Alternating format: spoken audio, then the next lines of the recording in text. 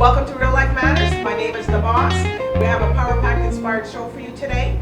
I have somebody here that does legal, law, immigration, wills, and all kinds of stuff here, and that's what she's been doing as a professional. So, and she's also a IWB founding member. That's Immigrant Women in Business. And well, she's a new member. She just started new. So it's no other to introduce to you, Maria. Yes, Maria Mikhailitchenko, but I won't have you. Thank goodness, because can you tell everybody where you come from? I come from Latvia. It's Latvia. a small country in European Union, but formerly of the former Soviet Union. Okay. So I've been in Canada since 2000, and I went to law school here, and I became a lawyer, and I've been a lawyer for, well, about 12 years now. Time Which does law school you fly. went to? I went to Alton. Osgood. Okay. Yes. All right, yeah, because I did mine before, just a little. I did it at Ryerson, or just under that. I didn't want to do the full thing, so I'm just like, All oh. right. Well, Now that's it. So I understand the legal jargon and the legal all that, but now I'm doing media. all right. You'll be familiar with the subject matter then. Yes. This is Real Life Matters, so we know about the legal matters. Indeed. All right, and Maria, she's going to be talking today to us about wills and estates, because a lot of people don't understand what's going on. So you can just give us a brief history of what you're going to be talking. So essentially what we decided to talk about today, because I think we both agreed that it's an important topic, Yes. is basically wills. And estates is just a fancy word for saying everything you've got and you can leave to your children, grandchildren, to your loved ones in case you pass. I mean, it does seem like a bit of a sad topic, but it really isn't, because the will is the cornerstone of your financial planning. So your financial plan for the future of your dynasty, your family, your clan, Right. starts with you thinking about what happens after you're gone. Right. Now, why is it important? First of all, it's important because we don't want the government deciding what happens to your stuff. Okay. But that's a big thing. The government gets in. It's a lot of paperwork and stuff, right? Indeed, and not only it's the extra paperwork, it's a potential for any number of conflicts between your family members. And the law, in the event that there is no will, is pretty blind. So basically what happens, if you had a spouse, the spouse receives $200,000 of your estate, then the rest is divided between the spouse and the children. If there are no children, then they're looking, and there is no spouse, they're looking for brothers and sisters, and then the parents, etc. So it just works itself through a pyramid without any consideration whatsoever to what your circumstances were, what you would like to happen, and what the needs of your loved ones are. So the way to avoid this kind of very mechanical way of dealing with things is just to have a will. Okay. And it's less expensive and easier than many people think. When people think a will, a lot of people think, oh my gosh, it's so expensive, or Right, you know what I mean? It really isn't. And in many cases where many people, most of us are not really billionaires or millionaires, we do not require an exorbitantly complicated will, and it could be done within the budget of most people. Now, the other reason why you do want to have a will is because most of us have kids, grandkids, some dependents that we take care of. Now, you have to understand that if you pass, really there is nothing that is set anywhere in stone, anywhere in the law that says when your children receive the money that you left behind. Maybe you left behind a house. Maybe you've always wanted your kids to stay in the house. Okay.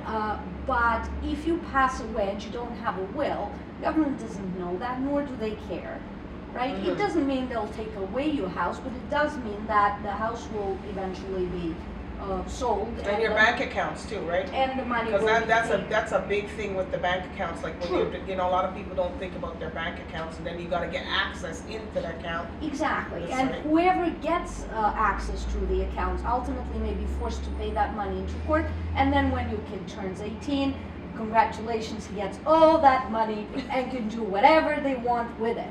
Now, the will ensures that, first of all, you name the people who take care of your children.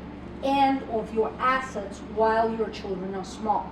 Okay. B, you decide how your child gets the money, when they get the money, how do they get to spend the money. Okay, that's in the will, right? Yes.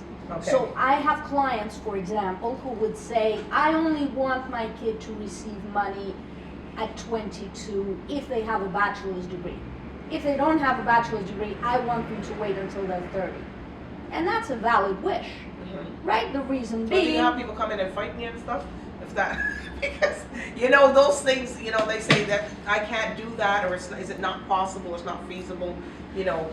I mean, if you put it in the will, yes, whatever you said, unless it contradicts with some basic legislation, such as, for instance, you have a 5-year-old kid and you decided you're not leaving anything in the will for that child, okay, right? The government is going to say, look, you had obligations, you cannot just write him out of the will and leave him nothing. okay, Right? But for the most part, as long as you comply with your basic obligations about your dependents and children and people you're responsible for, you can will whatever it is that you wish. That is Okay. why it is called your will. okay, here we go. Now, if you do not have a will, yes, we do have conflicts. There are a lot of conflicts that arise because, especially in circumstances when, let's say, there were several marriages. Somebody is going to be separated, or somebody might be common law. There is a common misconception where people think that being married and being common law is the same thing. Now, in Ontario, it is not. A common law spouse in Ontario does not really have any inheritance rights unless there is a will.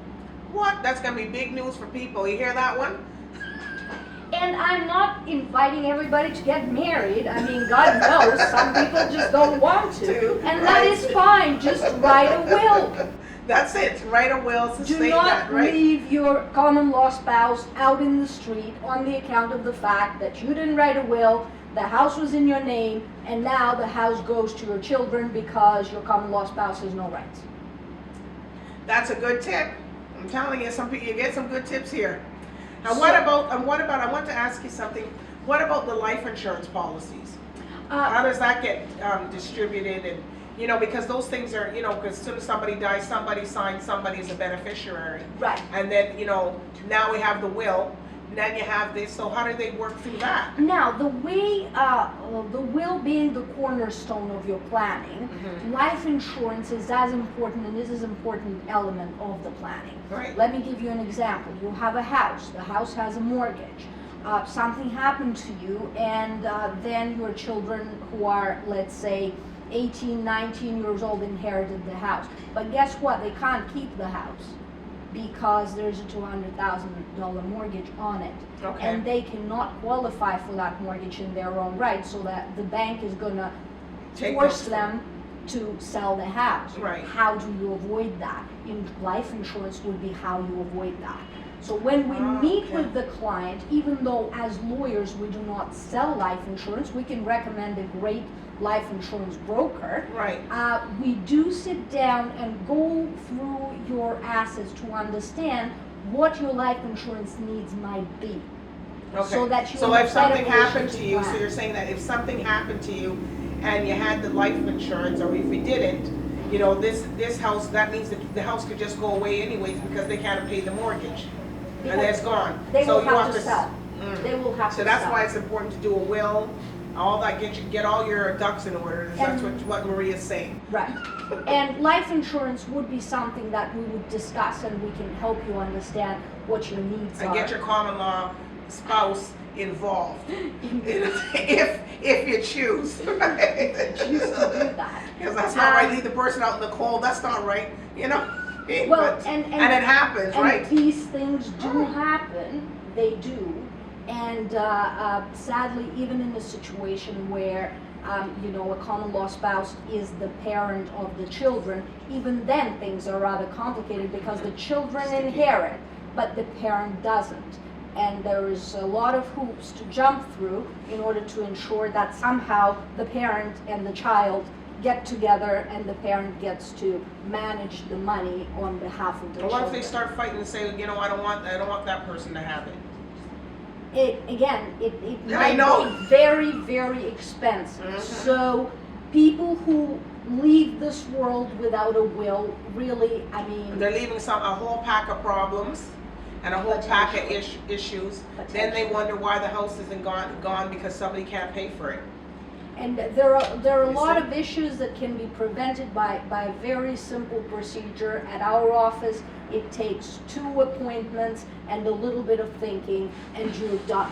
And you have peace of mind for your family, and your spouse will thank you, and your children will be very grateful. Well, that's a very important matter, you know what I mean? And you need to do that. Maria, that's a really good tip, because there's some people that are watching this today, they were like, oh, I didn't know will, and a lot of things that you were exposed and addressed that you're wondering, oh geez, you know what, I didn't know that.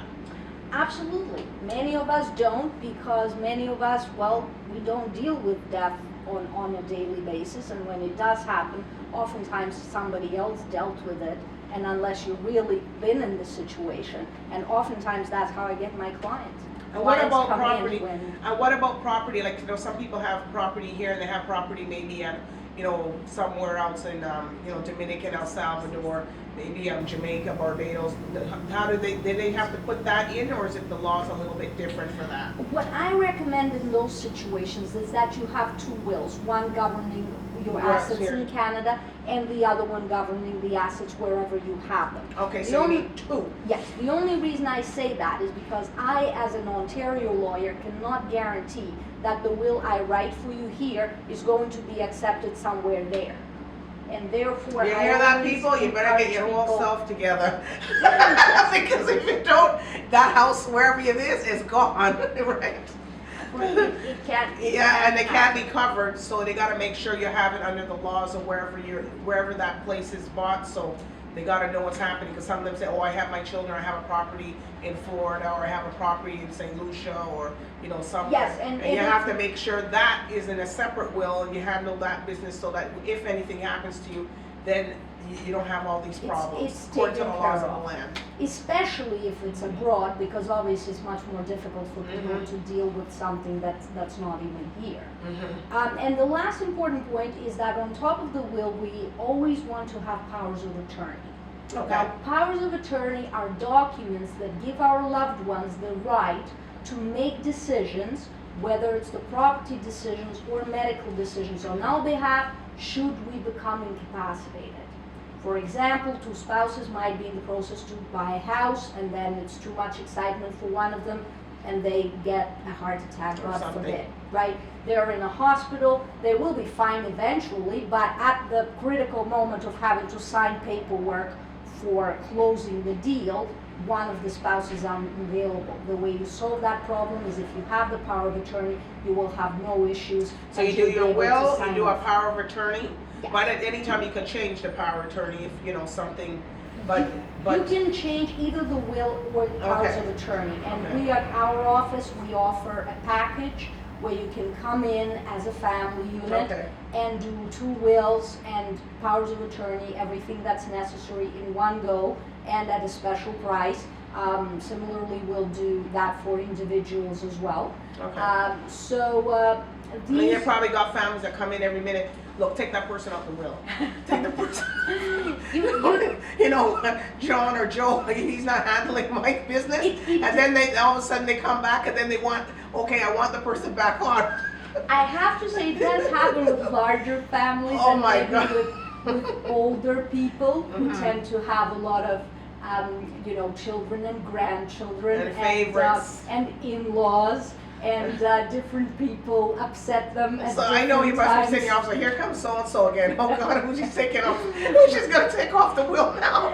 It doesn't happen all that often. I know, but of course it does happen. Yeah, it does. So again, you know, it is, even if it is a simple preference You're of right. you not wanting one of your in-laws to get onto your jewelry box, right? Yes. You might want to just put things in the will and write them down. Write it down, like, Write it down. this brooch goes to so-and-so, or even if it's itemized, right? To the point that you can actually leave that brooch to the future grandchildren that you don't yet have, Okay, or to future daughter-in-law that you don't know yet. So Okay. you can do a lot of things. You do have a lot of flexibility, but you do have to come over and talk to a professional and have this done. You'll sleep better, and like I said, your family will thank you even when you're no longer with them. Yeah, you just don't see that cloud over your head when you want to sleep. But you know, Maria, you gave a lot of information, and I know you do some immigration and you do some other stuff, and you have to come back and you gave us some real good tips today. I know some people are going to go home and say, and I know some people here probably at the studio today are probably thinking about things too. So. Well, we're happy to help. You can Yes. give us a call, you can write to us, send us a And message. which area? at any You're time. right in downtown The Toronto? office is at Bathurst and Wilson. We are, however, offering in-home visits for some circumstances where Yeah. people cannot travel That's for nice. whatever reason. And, we're Law on very wheels. friendly and flexible with our schedules and with our approach, of course. Okay. So you do not have to be concerned, you do not have to be scared. It is not an intimidating process. It's very simple, it's very accessible, Okay. and it will fit your budget. Okay, so the bottom line here is that Maria will work with the budget. She's a law on wheels. It's in some circumstances, not all, every minute she's gonna be coming to everybody's house if you can get down to her office, right? And then, where can people find you on social media? So we are Mikhailitchenko Law Office, which is a bit of a mouthful.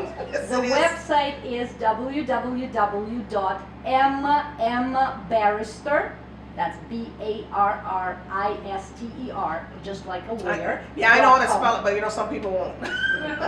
So it's www.mmbarrister.com. Okay. And all our information is available And then on our everything's gonna be website. here, and then everything's gonna be available to you, for us here. But I do want to thank you, Marie, for talking to us today. That was a very good topic: wills, estates, getting a power of attorneys. Like if you have any questions, you're not sure about something, maybe she said here today. Not me, Maria said it, right?